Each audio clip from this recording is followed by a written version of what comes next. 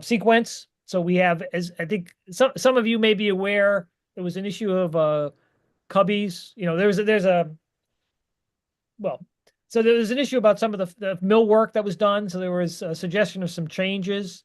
I don't know how best to, Dr. Cook is joining us initially because just for some information. So I'm trying to think the best. Maybe if Justin, if you could explain, I don't know if you have a picture. I can say there's a picture of an image of what existing condition is, and probably maybe just touch on why, you know, what the intent was, and then we can discuss, you know, what the requested change was. So I don't know if is that fair, not to put you on the spot, but yeah, perfect. Absolutely, we're prepared to discuss this. So we, this is a picture of the typical kind of cubby condition that we have in the schools. So what we have are a series of cubbies that are approximately 18 inches off the ground. The hooks are 48 inches high. We have a shelf above them and also some cabinets above them. Now, we've done this specific configuration and there are two ways that we kind of tackle cubbies. We either have them ground mounted so students or teachers can put something directly on a horizontal surface above them so that they ostensibly be a shelf. Or we have them attached to wall cabinets, like in this condition, where we will elevate the bottom of the cubby off of the ground 18 inches. So if students are coming in with snow boots, a change of shoes or something, that they can kind of put them underneath the cubby. It's another storage area that's directly underneath the student's cubby.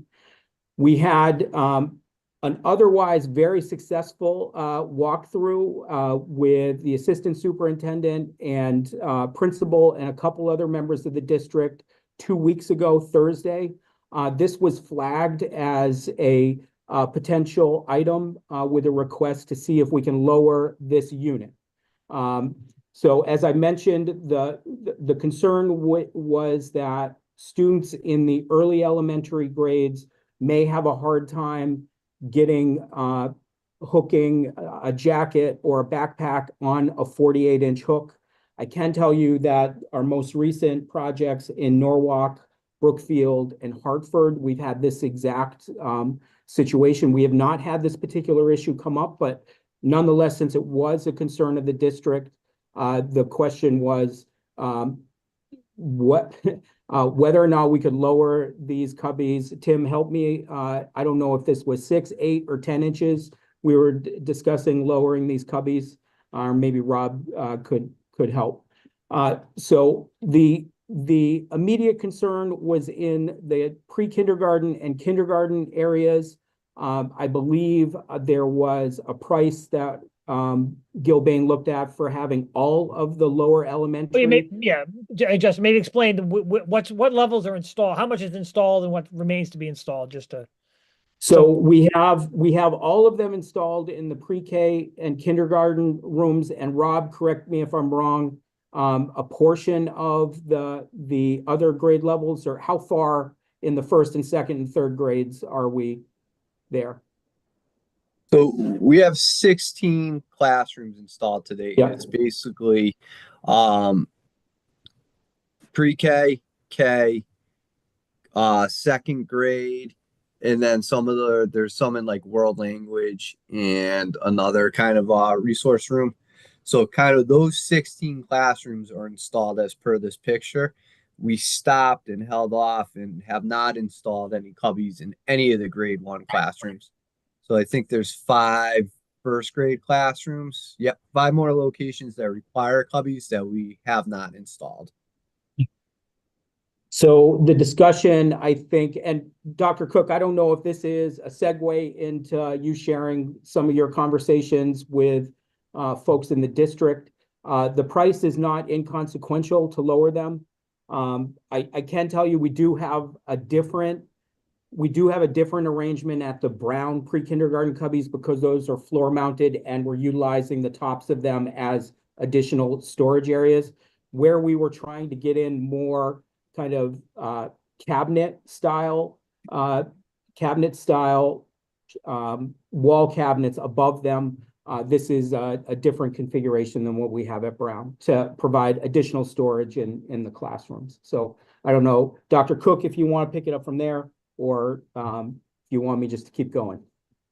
I guess one question, how much would we lower the value, in terms of lowering them? We wouldn't lower them all the way.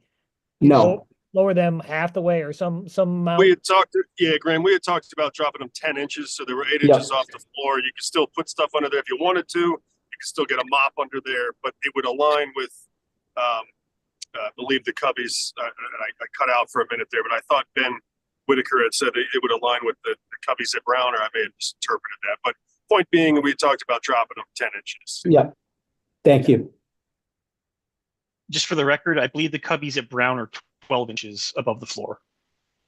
Yeah, And the coat rack is, you know what the hook is? Just it's 38 inches above the floor level.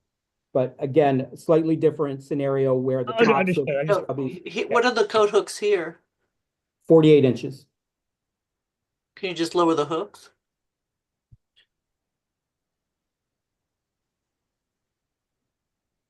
Oh, I'm sorry, if that question was to me, Yeah, yes, yeah. that is an option. We could, one of the other comments from the folks walking through, just sort of speak on their behalf, but or relay the message, was that they were concerned about the height of the shelves, and also felt that it would be best to drop the whole assembly so that the cabinets above the cubbies were lower as well for some of the teachers. But they'd still have to use some kind of ladder to get it up, or some kind of step stool, right? I mean, we'd only be lowering them 10 inches, correct? If Yes, okay, so they'd still they go to the ceiling, right? Currently, at least. yes. So we haven't. We could talk about the money next. Is there any discussion? Other questions for Justin or? For that age group in the current look, which is the regular Jeffrey School, the elementary school, what size, how high are the hooks there? Are they lower? Sharon, I'm not sure. that is a good question. I'm not sure. Nick brought up what is at Brown, which is a 38-inch high hook. Graham, do you want to, or Dr. Cook, do you want to speak? Because I know you're on a tight time frame, and then maybe I can wrap up with sort of what decisions we need today, which is the answer is we don't need we don't have an ATP to approve, but there's some focus there. So, Dr. Cook, do you want to go and kind of explain the educational desire? Sure, I would say it's been very well captured by Justin so far. I think that's what the early childhood people, the principal, the assistant superintendent walking through had expressed concern that the Brown ones were lower. The ones that are current preschool are definitely lower. I'm trying to think of Jeffrey. I think they're lower. I wasn't aware of Brookfield, Hartford, or Norwalk that data. Yeah. So that's helpful if the committee decides against it. But yeah, that was their concern was just I recognize, as Graham said, the higher shelves, the cabinets will have to be accessed by a custodian or a teacher on a step stool, regardless. But we're trying to maximize space as much as possible, obviously. But that was their request, was to lower them 10 inches to bring them in line with what Brown will be. I thought Brown was 10 inches, so that would only be a 6-inch drop, wouldn't it? Or 12 inches rather, so it would be a 6-inch drop to be equal to Brown. I think the bottom is at 12, but the hook is currently at 38 at Brown, or 48 at Neck River. Yep.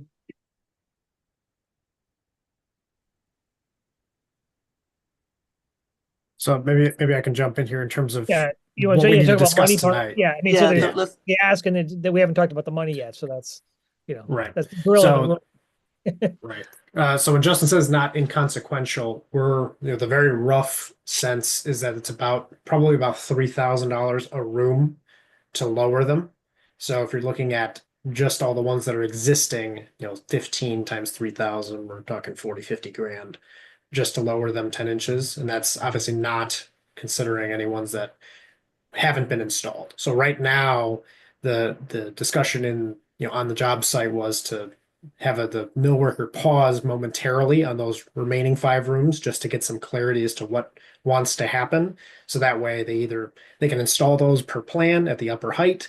They can install those lower, but if you install them lower at grade 1, you probably want to go ahead and do pre-K and K just so it's not up, higher at a lower classroom and then oddly lower for one room and then back up to the higher height at 2nd grade. So the real decision, if you will, for tonight is there a disposition for lowering the cubbies and what extent that might be? Because if there's no appetite whatsoever, and there's, if that's too high a dollar range or whatever, then Gilbane would proceed in just installing the cubbies per plan at the current higher height. But if the notion is yes, we pre-K, K, and 1st grade and 2nd grade should all be lowered, then Gilbane can proceed with installing the rest of those cubbies at the grade 1 classrooms at the lower height. So that's why this is a discussion. It's not a dollar value today discussion. It's making sure that when we do have the change order come before the committee, we're not reinventing the wheel or inflating the cost just because of a silly way to proceed right now. So that's the topic for this evening. So the people complaining about the heights, I guess this is for Dr. Cook. It was the principal and the teachers of the lower grades? Yeah, the principal, assistant principal, and the assistant superintendent who's been an elementary principal before. Okay. That was their concern. Can we maybe have them do a field trip to one of the other schools that Justin had designed and let them see it in action and see whether or not it would be acceptable as it is before we spend $45,000 to lower them all? Is that a possibility? That Already at outrageous? the height of the others. Yeah, they're already at the height of the other schools, Sharon. So Yeah, but I mean, just so they can them, see the I think, kids where they're at now. using it maybe might help. If you've never had a problem with the other schools at that grade level, I think maybe if they're seeing it with the kids interacting with it, using it, Gotcha. maybe that'll put them at ease that it's okay. I just And feel like maybe that's a get lot of comments money. from the staff, Sharon, right? Pardon? And maybe get some comments from the staff at those schools. Right, and the staff may say, yeah, I wish they were lower, and then we say, okay, then let's do Yeah. it. I mean, I think there's some value in that. How tall are those kids' coats? Maybe we just lower the hooks 10 inches instead of spend $45,000. That's probably a lot cheaper than lowering the entire unit. I mean, I want them to be happy. Don't get me wrong, Dr. Cook. I'm not trying to Yeah. to do that, but it seems like since it's already in, maybe we can just really solidify that that's the right move before we spend the money. Dr. Dr. Cook, I was think the that makes sense. My only comment to that is that we need to know tonight what we're doing with the 1st grade class. Unfortunately, we're really out of time there. We fell for over I had a hard time Nick- hearing you. You're breaking up and not Yeah, very loud. I think Nick's on the phone, but Okay. I think he's saying, what do we do about, we're ready to install the 1st grade classrooms. So if we can make a decision moving forward on the 1st grade. Dr. Cook, was it the overwhelming concern pre-K and kindergarten, the height? Yeah, and I was going to say Adam hit the nail on the head. The worst outcome I think for us would be to put the 1st grade lower Right. and then have K and pre-K be higher than 1st grade. I think that would just be a discussion point from now till whenever we're done. Right. So Well, they don't all have to match, do they? yeah, and I think we could accomplish what Sharon's suggesting with a phone call. I don't know that they need to go up and Okay. watch the kids. I think it would be a phone call. So if that's the direction, if we want to do that, if Justin could provide me with those schools, we could try and call tomorrow. I just don't want to hold anything up. And, if 1st grade goes in at the 48, it certainly provides, some benefit there. Sounds like, being So- higher. I'll jump in on because I've been part of some of the discussions on timing. So Gilbane's looking to authorize the mill worker to proceed tomorrow to maintain schedule. So even calls tomorrow might be late to not impact. I would say that the flow chart on decision making is if the first grade is allowed to proceed at the upper height, that gives you flexibility on what to do pre-K and K. You're not kind of pigeonholed into anything because of the rest of the upper grades would all be at that higher height, and you could then decide to do pre-K and K and not have anything be problematic. If you say no, we definitely want to keep or definitely want to move the first grade lower, then you start getting into the realm of pigeonholing pre-K and K just because you have this weird first grade that's lower, and then why would you have pre-K K higher? So that's that's been the big discussion, is trying to keep things moving and making some sort of decision making. The scope on when they would lower these, if there's a decision to move forward and lower the, let's say, pre-K and K, that would happen after they're done with the current scope of work. So there's less time pressure. We're not making that 30,000, 50,000, whatever dollar decision tonight. Right. That gives us time to make the decision later. It's just, we don't want to. I don't think all the It's really classes sticky have to be matchy-matchy. I think you could probably go ahead and say, go do the higher grades at what was designed. Because they're taller kids, I think they can be mounted higher. And then we just decide what we do with what's already been done on the lower grades at a separate time. Or that's what I would do, but I'm not the only one on the committee. So, I mean, the advantage is lower, if we lower the future ones, that storage would be lower. I don't know how much the storage versus the cubbies is driving this, but if you did lower the next 3 grades, that storage would be lower. and I think we have to lower the other ones then. Where if you put them in higher, you don't necessarily have to lower the ones that are already in if they determine it's okay. Yeah, those cabinets appear to have locks on them. I don't think they're intended for the children to use. No, the storage. No, the higher ones are for teachers. I Teachers. was just actually going to ask Justin if there's a solution the other districts are using for that, or is that just like once a year things that teachers get out, like the decorations for Halloween or something? Yeah, I mean, that's more that's intended for storage that is not, say, day to day. There's another millwork unit that consists of base cabinets and wall cabinets, as well as wardrobe cabinets that would be considered more for the day to day. So yeah, those ones were an opportunity to have more dedicated storage that I would suggest are seasonal or curriculum based, where maybe you're going through a specific curriculum item once a year. The stuff comes out of that storage area. This is not for like crayons that teachers are going to go get for daily supplies for the students. Thank you. How many pre-K classrooms are there? 2. Or 2 pre-K, and then the rest are K. Does it make So sense? 5K and 4. There are 2 pre-K rooms, but we've outfitted the cubbies in four rooms in case there's any to offer flexibility. And just for a frame of reference, I'm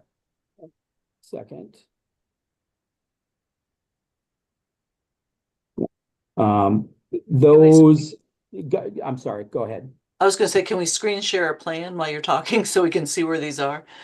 Yeah, 1 second. Thank you. Quick question is the shelf above where the hooks are, that's designed for the students, correct? Yes. And how high is that shelf? Tim, I don't know if you have the drawing open, or you can provide some clarity there. Yes, give me a minute. We should have a detail of it. Just gotta pull it up. Because the younger kids have to put stuff on those shelves, correct? I assume books and things like that. They tend to. Yeah. Or hats or things like that. Does it make sense to consider doing all the pre-K lower? Even, that would save some money, but some of the kids that are 4 years old aren't particularly tall yet. That's certainly true. When Madison they are, Woody, come on. Yeah, trust me. Yeah, such a big basketball. So the figure that Adam threw out of 45 to 50,000 would have been pre-K through second grade.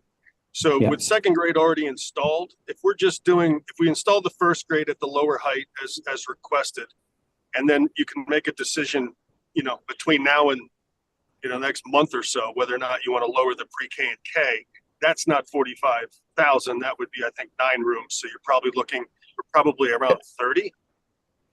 Does So that make sense? I'm confused. Yeah, but What's- Nick, we're not talking about, I think we've all leaned toward first grade being high, giving us the option of doing whatever makes the most sense without impacting that room. If you lower the first grade, we have no choice but to do them all that way. Correct. I would agree. So to I'm answer going the question, that shelf above the coat hook currently as designed is about 4'4" or 52 inches. Does it look like? Yeah. And that the would not, proposal would I be think lower 10 inches. Nick's probably doing a better job of relaying my staff's message than I did. That would not be accessible, for pre-K through 1, certainly. So I think that was another piece that benefited. Through 1, even first grade, it's too high. Yeah, 4'4", and that's the shelf. So they got to, the hands got to reach a little higher. So, can you guys see my cursor? I'm just going to show you where these are Yes. located. So these are the 5 kindergarten rooms. This is the original design documents where we had pre-K in these 4 rooms, where we're discussing 2 of the rooms being pre-K. But the cubbies are along the kind of corridor wall in both locations. And then if I pan over, so this is the main level. If I pan over, the remaining ones are the grades 1 and 2, and the world language and phase classroom. So it's basically these classrooms as well. Downstairs, we have lockers. So where have they been installed already? Just the front? Here, and a portion, and I believe right here, a portion of these, correct, Rob? How old is Correct. an average first grader? 6 years old? 7 years old? Yes, yep, about that. I pulled up some data that they gave me. So 3'10" is about the max reach for a pre-K student. That makes sense, yeah. I just looked up average height of a 6-year-old and it's 3'9", which is 45 inches to their head. So I think reaching to 52 is not unrealistic. But so I don't know. I think I would keep all the first grade the same as the second grade and just worry about lowering the front half. But I want the teachers to be comfortable and the staff to be comfortable with that. So if they were to call maybe the other schools and kind of get their input to see if that would be acceptable. I don't know. So we're limiting the number we have to go back and redo is what I'm thinking. And the cost for that is, Nick, so you said just that would Yeah, be- I think it's 9 rooms and it's 2 guys in each room for at best a day, at worst 2 days. So worst case 4 man days times 9 rooms is probably about 30 grand. Worst case. and that would mean we'd have the first and second would all still be at the original design. Now all the other grades, first and second. So it would just be the K, the pre-K and K that would be at the lower. Yeah. And if we were, if you were comfortable saying, okay, let's go ahead and lower the pre-K and K, then we could at least get the first grade finished. at the lower elevation. How hard would here's another silly question, since I already brought it up once. In the first grade, if it proves to be too high for the hooks or whatever, lowering the hooks is probably a lot easier, I would imagine. Maybe you just lower the hooks in the first grade if it or like half the hooks or something for the shorter kids or, I don't want to The- hold them. That's an equity violation, I suspect. Oh, is it? Okay, sorry. We're on All you short kids on the left, that probably would Yeah, not there you be go. desirable. Well, but lowering hooks is bound to be a lot cheaper than. Yeah, no, I But agree. to leave a hole, I mean, maybe it's not attractive, so I don't know. Maybe it's not the Oh, I right. think you could, sorry to interrupt, Sharon. I You mean, I install think, new hooks. yeah, I think you would just install another row of hooks that were. That's lower. That would be, yeah. So Then you could you use would give whichever each one kid the you option. can reach, right? You would give each kid the option to use the lower hook or. And the each upper. cubby, is there a hook on each side or just one side? I believe there's Both sides, I thought. There's two Both hooks in each sides. cubby. There is, and they're both the same height? Yeah. Okay.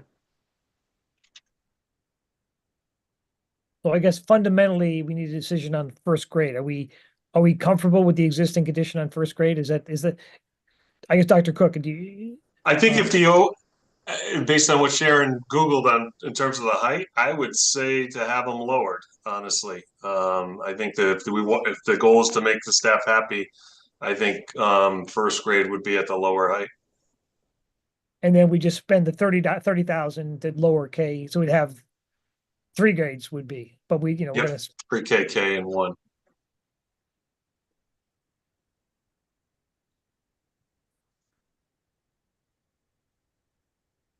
Just obviously to do my part on mentoring in terms of eligibility. Obviously, this is all ineligible as rework. So just saying that now before we get down to the end and then have a change order that we're tied into. So take I that missed forward. that. I missed that last piece. Are we thinking we'll lower first grade as well? I'm actually at the meeting for Neck River parents right now and was just talking to Becky, and she feels really strongly about first grade moving down as well. Yeah, that doesn't cost anything to install them lower at this point, correct? There's no blocking that needs to be moved or anything in the walls? Correct. Okay. Yeah, I don't have a problem with that. I don't think all the classrooms have to be matchy. The second grade can be higher than the first grade. But I think then we are locked into lowering the pre-K and stuff. And if that's what they need, then that's what we do. Do we have enough money in our contingency to cover that? Yes. Okay. I mean, the town is looking forward to getting as much money as possible back, so we are fiscally constrained, but we can probably, we're not gonna die on that sword, so to speak. Yeah, no, I say we gotta make them happy. We gotta make it functional.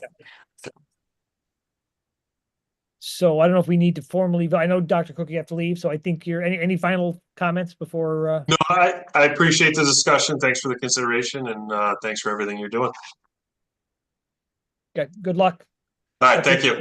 Happy parents. Thanks. I don't know if we want to make a formal vote. It sounds like the consensus is to lower 1 and almost certainly lower, by making that decision, we're gonna come back and lower the kindergarten and then pre-K, right? Yeah.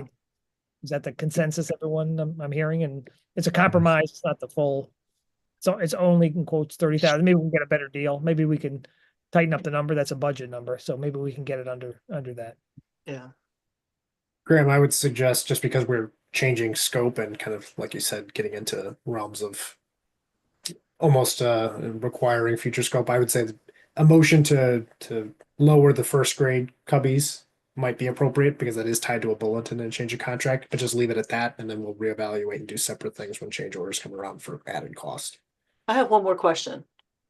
Does lowering these affect the ceiling or the wall above the cubbies at all? That would require more work? There may be a little bit of patching on the drywall above, but that's been factored into the numbers Oh, we've okay, been good. throwing around. All right. Thank you. And it's just the drop ceiling that already runs straight across? Correct. Okay, A little more dust to clean up, but. that's true. Ugh. So I'll be really shocked, but I won't be terribly shocked if Adam already had a motion line this way. You're good, but I don't think, I didn't, but I can slap one together. I mean, you want to say someone, sure, you want to take a Have run? at it, sure. I'd like to make a Hold? motion that we lower the installation of the first grade to the desired height by the school. And we set in motion the change order to lower the already installed cubbies at the pre-K and K rooms. Any discussion on that motion? Do we have a second? I'll second it, yes. All in favor, any further discussion? Tina, you make some happy parents. So, all in favor? Aye. Okay, unanimous? Thank you. Motion carried. I think that's probably a good resolution. Thanks, everyone, for the hearty discussion. Next time we'll get a picture of a kid and for context in the Yeah, really. Well, Mr. Chair, if you've met me, you can appreciate that this is, I'm always concerned about reach height, and being the tallest person in my family, I'm often the one that's asked to reach for things. But suffice it to say, we have a step stool at our house for use in the kitchen. But anyway. yeah, but no, and the storage, yeah, it's nice you have the storage, that extra storage above there. It's great. You never have enough storage in a school, as you know. I'm sure you've heard a million times. So it's better to have that. It might be a little less convenient, but it's great to have that storage. I will say in the walkthrough at that same walkthrough, there was a lot of discussion about the quantity of storage that is at the school. I think it will be well used, but usually that's the first thing that we get when we are walking through schools is where am I storing things? But that was certainly something that I think everybody on the walkthrough had appreciated. Yeah. Now, now the second question is, but it's too high. You can't. Can never win, can you? Never win. We try. Justin, did you guys run a thing on putting a step stool attached to each cubby and what that would cost us? Yeah, that's a safety issue, I think. Yeah, no, unfortunately, no. Yeah, 31,000. Just an insurance, right? Yeah. Got it. Okay. Any other public comment? Raquel, anyone else on the? No. Okay, moving on to item 3, approval of prior minutes of February 18th, 2025. Anyone like to make a motion? Yes, I'll make that motion. Thank Woody. Second? Bob, thank you. All in favor? Aye. Aye, unanimous. Old business none, moving on to new business. So Justin, you've done yeoman's work already, but if anything else you've got? No, I'll just mention that that was the big item that I think that we wanted to make sure that we were discussing with the committee this evening. But in the update that Adam had sent through, we had our construction administration biweekly report for the end of February, detailing the amount of construction RFIs, the amount of submittals that we've received in the last 2 weeks. There are a couple of ATPs that if there are any questions for, we'll be able to speak to, and working with Colliers, excuse me, related to making sure that we're finalizing some of the purchase order requests for FF&E and technology. So getting there. The important thing is that we have all of the critical items necessary for startup in the queue. So that's I'm happy to answer any questions, but it was, despite the height issue of the cubbies, I will say it was a very successful walkthrough. I think there's genuine excitement in the district and among the faculty and administration about the school that they're going to be moving into. So right now, and I'm sure this will be part of Robert's update, but we're seeing flooring finishes, we're seeing millwork, we're seeing some of the tiling starting. So there's a lot of the visuals that we showed you through design are starting to manifest themselves in the building. So everything's going well, I will say. Nice I guess haircut, this Justin. is why you do what you do, right, Justin? Yeah, Certainly not the money, right? right. Got it. Turn over to Robert for the, any questions, unless any questions, other questions for Justin? No, turning over to Robert. Thank you, Mr. Chair. Hopefully everyone can see my screen. I'll try to keep this a little shorter and sweeter than usual, but so just wanted to start off with some photos from today looking at the main entrance and then that current wall 8. So this is the 2-story entrance or the 2-story glass feature where you enter in towards the cafeteria. So we actually, since the last SBC meeting, we've gone through and kind of completed the glazing, and we actually took down our temporary protection that was behind this large current wall, so you can actually start seeing it and getting the full effect in the of the architectural feature. So I figured that was a couple good photos to start off with. Let me see, jump in the next page. So then kind of moving inside, the big focus over the last 2 weeks has been kind of getting glass and glazing done. So this is standing in the corridor with the right next to the kindergarten classrooms. So this is looking across through the courtyard and towards the media center. And then kind of as Justin had alluded, focusing on finishes in main level A. So the big highlight in this is we started ceiling grid in the corridors. So last SBC meeting, we had shown some of the classrooms where we had started the shown the millwork starting, shown the tile going on in the bathrooms, and then we're pretty much through and down into the main level B with the flooring in the classroom. So making good progress there, and looking to double back and actually start on the corridors in A in March, and then also wrap up down in lower B and start pushing finishes in that lower level. So, but this was good, kind of showing that we're prepping and getting ready to actually go with finishes in the corridors, which is one of the last areas we want to do because of the traffic. So that this shows you how we're progressing and that we're at that point in main level A. So then these are a couple neat photos. So this is standing in the cafeteria and it's looking towards the cafeteria stair. This is the curtain wall that is installed for the media center. So this is one, you can see we're finishing and getting ready for paint in that open area. You can see, I'll zoom out a little bit, but we installed all the translucent glass that wraps around in that bump up area. So this was temporary protection about 2 weeks ago, 3 weeks ago. We went through and this is now all the finished product. We started lights in the central area. So that's good. We're going to continue working and hanging the lights. And then we're getting close to where we're ready for painting at the walls. So you can see this taping is in progress.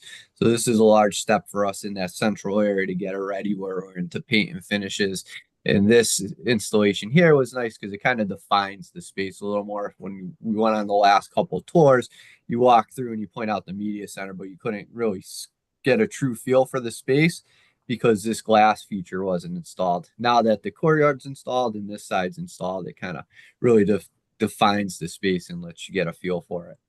And then just in the gym, you can see we're progressing along with the basketball hoops are installed. We still have to install the fabric on the gym divider curtain, but we have the rigging up. And then it's wanted to show you that the acoustical wall panel installation had begun. So we're starting to put the paneling on and get in the finishes in the gym. That wraps it up for photos, but just a couple other highlights. The elevator installation started. So that arrived last week and we're actually have Otis on site installing the elevator. So that'll be through the month of March and should be pretty much substantially complete at the end. Power was turned on to the building from Eversource today. So that's huge. They came and flipped the switches up on the poles. So we have live power to the transformer and into the gear.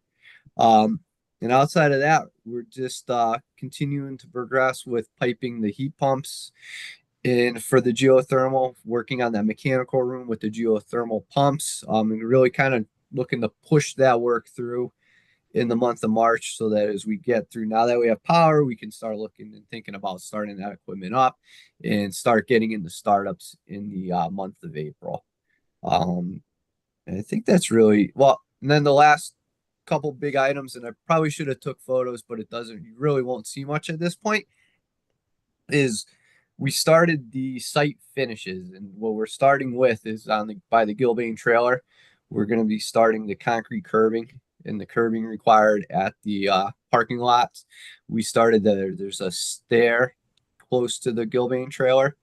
So we started digging for the foundations on that. So in the next, the rest of this week, we'll be pushing that site concrete. And then the roofer has come back. So we're starting the edge metal this week for the edge of the roof for that fascia.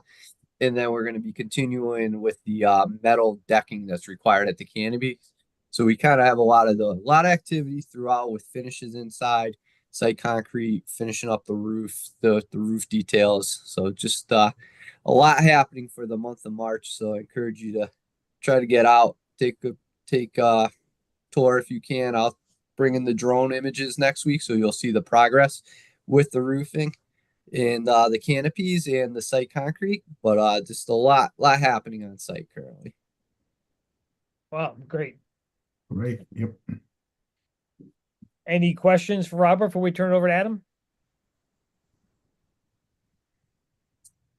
Adam, you're up. All right. Good evening, everyone. Again, again, most of the content today will be in the rest of the procurement section. Other updates include we're looking to get our next state change order out the door, so working about that with Gilbane and wrapping up some of the outstanding comments on some of the first reviews for state change orders to confirm reimbursement on those items. As well as another reimbursement request, working with town finance to get another request into the state by the end of this month. Again, just part of the cash flow back into the town. So standard operating financial items. The other two items I think probably make sense to discuss here. There is in the packet, and I'll screen share it here just in a moment. There was a request from one of the subcontractors to have a release of their retainage. This is one of the subs that was part of the early procurement for material only for the water pipe. So that pipe has been installed by the second tier of subcontractors through Gilbane's GMP through the main bid process. But this vendor, their materials have been well on site and installed. So the project team doesn't take exception to release of this retainage, but ultimately that's a town decision per contract. So there's a request to put that in, and that would be submitted as part of the next pay application. So I guess the question for the committee is, are there any questions, and does the committee take exception to releasing this retainage? And for those that, just to remind the group, retainage is the amount that's held back from every pay application for completed work to ensure that they finish the work at the end of the job. So the notion is that they're done, they might be released. I think it makes perfect sense from my perspective to pay them out. Okay, very good. The other component, there's no graphic with this per se that I have handy because it just came up this afternoon as a talking point. There is a potential change order coming down the pipe that wants to get resolved maybe tomorrow or the day after regarding the walk-in cooler and freezer doors. Essentially, there's a dimensional conflict between the floor and the door, and the subcontractor has procured and purchased doors that, based off of the plans, the notion is that they're 2 inches too short compared to what the end situation would require. That doesn't appear to be a procurement issue from the subcontractor's part, hence the change order. We're working through on the project team in terms of reviewing it, and Tecton and their food service consultant are looking to weigh in. But because of the speed of this and the value, it's right at that $10,000 limit that we could theoretically have approved outside of a meeting. Wanted to at least bring it before the committee and make sure you're aware of it, just so it doesn't seem odd that there's something right at that $10,000 level that might be approved outside of the committee meeting. Justin or Tim, do you want to speak any more to this just beforehand? Ultimately, the request for the committee tonight is confirming that it's okay that George and Peter or Graham, I think Peter's on vacation, can approve this outside of a meeting. So that'll be the ask, but I'll let Justin and Tim kind of add on if I've missed anything on the description. So late in design, we changed the flooring in the servery from quarry tile to a rubber sheet good as a cost saving measure. And the details that were in our set still accounted for the 2-inch thickness of the quarry tile. And that's where this 2-inch bust is coming from. Yeah, it was a coordination issue. Yeah, so better to find out now than notice it after it's installed, though, I imagine. Lots of melted ice cream if that were the case. Unfortunate, but it's expensive air conditioning. Value engineering process to some extent. I think that's exactly right. So unless I hear otherwise, then I'll put that through the traditional expedited approval channel. Again, Graham, you might need to weigh in if Peter's unavailable, but as long as there's no exception from the committee to get that expedited, it is something that's got a long lead time and wants to be on site sooner rather than later. So any other questions or concerns from the committee? Adam, I'm checking emails every day, so it's no problem. Oh, okay, perfect. Let's keep it under $9.99.99, but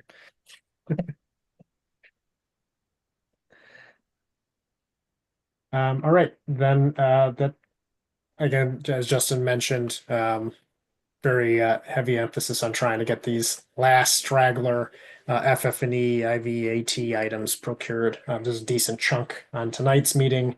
There are there's a few more stragglers. They'll get decreasing in value as we go on, but like we said, the most expeditious items will be taken care of after some of the votes today. So that'll be good. Any other questions before moving into procurement? No? Okay. I will screen share again. As usual, start off with Gilbane's change orders. So the first one, gotta hit the actual share button. The first one is ATP 75. This is for $1,491. This is for a similar type of coordination issue at the canopy deck, where had a post that basically where the way it lined up with the metal panel needed some additional support around the perimeter of the metal panel, so that way it didn't fall down when going against the metal deck in between that and the column. So it's a small change, but it is something that was outside of the contract drawings. The second one, ATP 79 for $6,473. This is for some additional roof crickets. If you recall, there was some roof crickets we approved a while back at the main roof. These are at 3 of the canopy roofs, the metal deck canopy roofs. Effectively, there's no built-up insulation to form crickets there. So the scope is for additional cold form metal to actually provide the slope needed. I'm going to say an example here where right now the deck was just sloped down, so it'd get trapped there. So it's to provide the elevation to have the water kick off, the rainwater kick off, and not pool. So there are 3 locations for this item. And then the third ATP actually was it's a late breaking one that I got received today. So if the committee is willing to hear it, I did add it into the packets after the fact, but I'll screen share it here. This is, I believe, the last of the fire alarm pull stations and strobes. So if you recall, we had a number of these that were reviewed, and then the team did a comprehensive look, and Bulletin 32 added in 2 more that were in a condition that hadn't been previously caught. This was under unit pricing, so this was a good find in terms of maintaining and limiting the costs. Total for these 2 devices is $1,555. All right, I'll pause there. Are there any questions on the Gilbane items?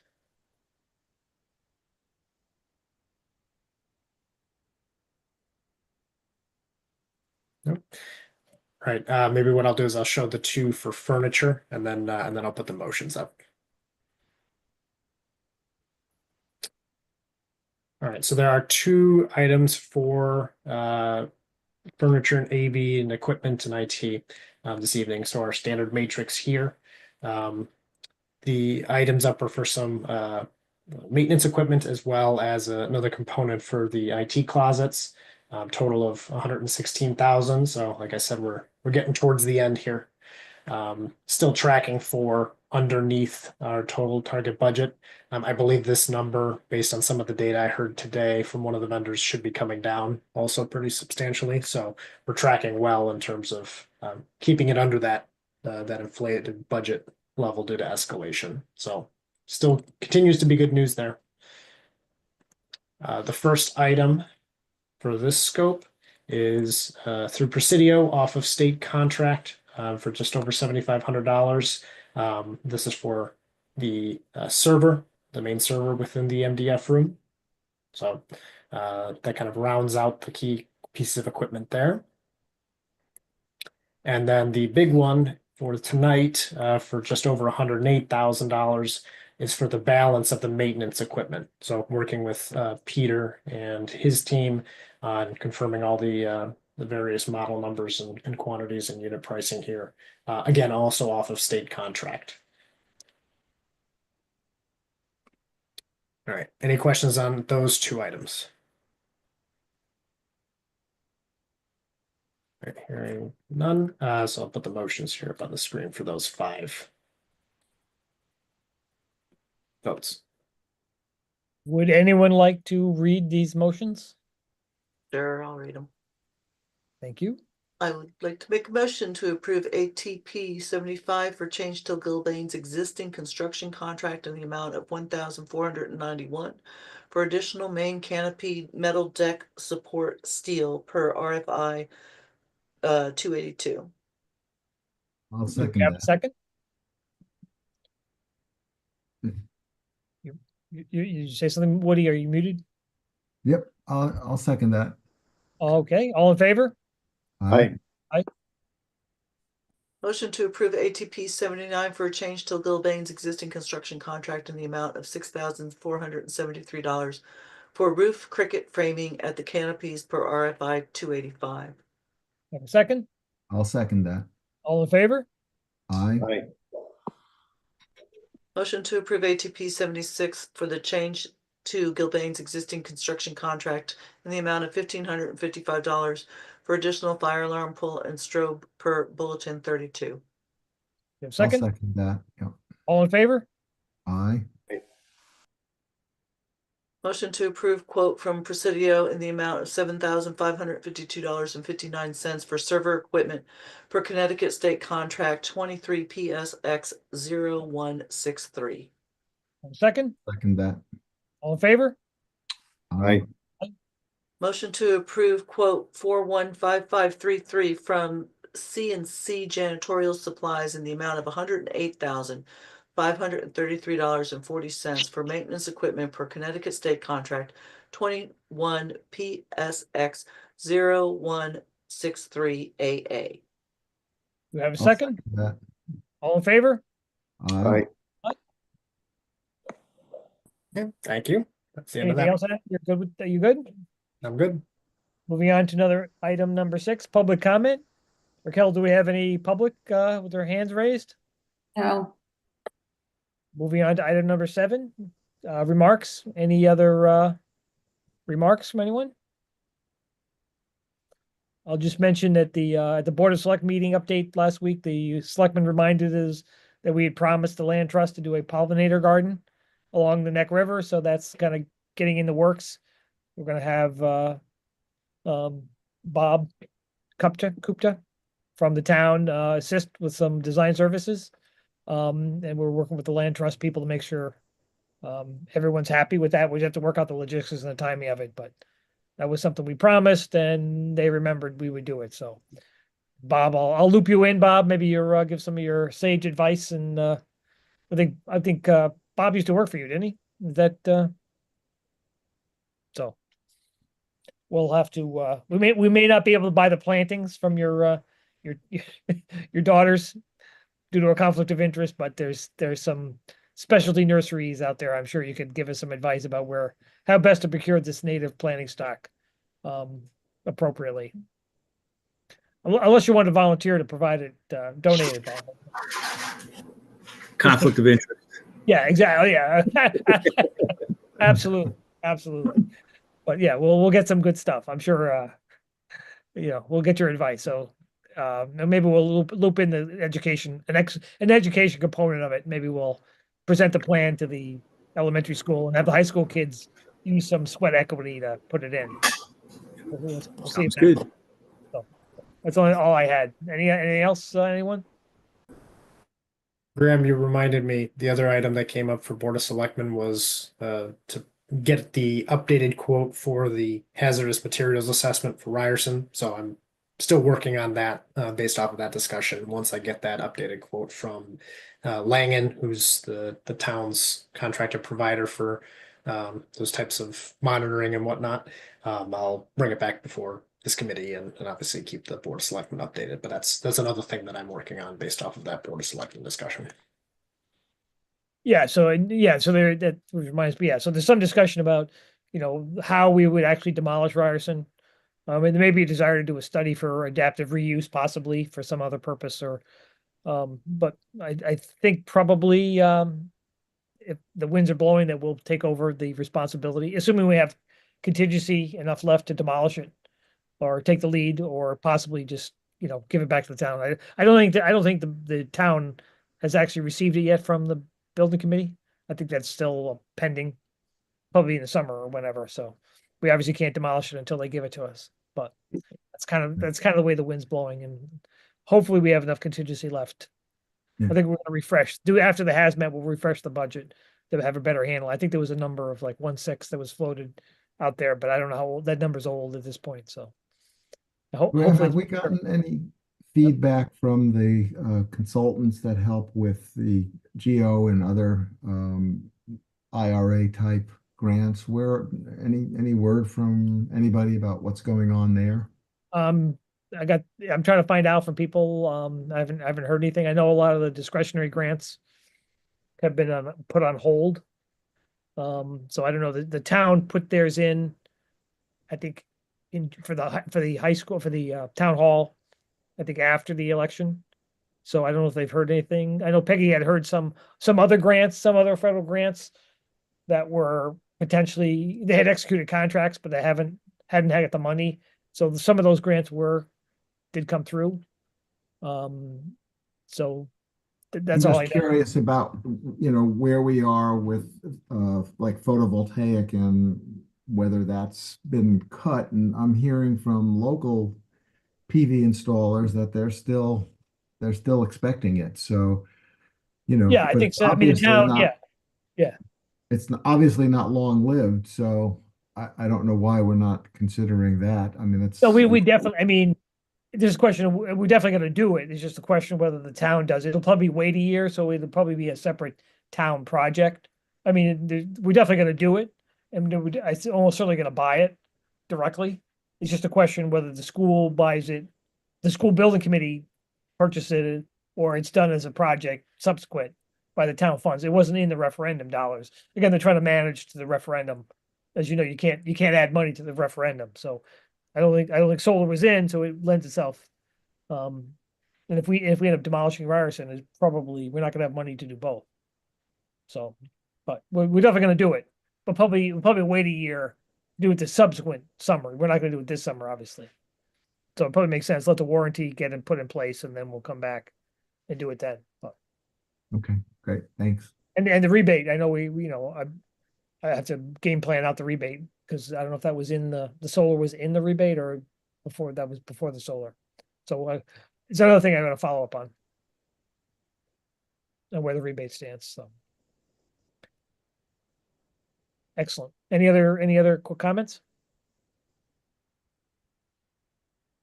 Would anyone like to make a motion to adjourn? Sharon, you're on a hot streak tonight. I'm doing it. Make that motion. I'll Okay, second second. that. Thanks, Woody. Simple for the minutes. Okay.